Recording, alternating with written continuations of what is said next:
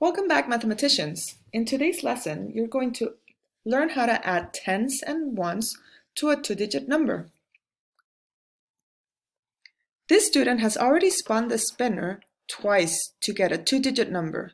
The first time they spun, they got a 4, so they dragged 4 of the 10 rods under the tens, and then they spun a 7, so they dragged 7 one-unit blocks under the ones column.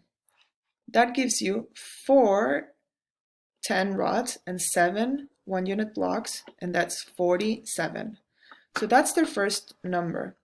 Then they're going to spin it again to see how many cards they're going to add for plus 10 and how many cards they're going to use to add plus 1.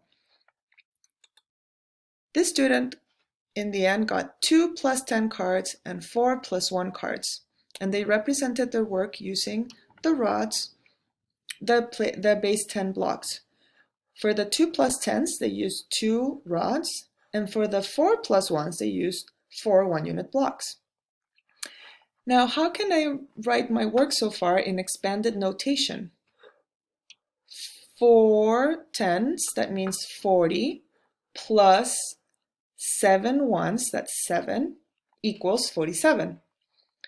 And 2 rods, that's 20, plus 4 ones, that's 4, equals 24.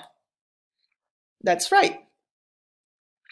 40 plus 7 equals 47, and 20 plus 4 equals 24.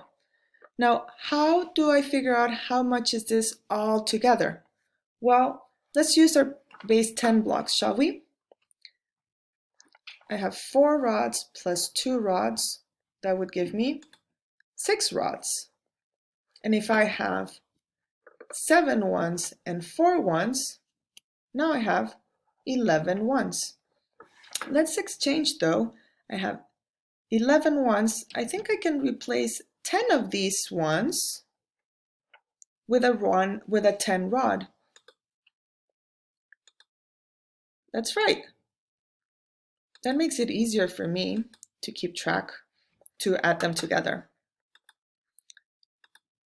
So I have 40 plus 20, that gave me 60, plus 11. But then I broke down the 11 into 10 and 1. 60 plus 10 equals 70, plus the 1 left over equals 71. And that's, mathematicians, a couple of ways to show how you can add tens and ones to a two-digit number.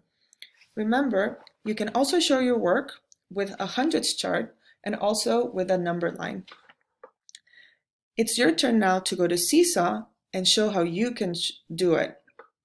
Good luck!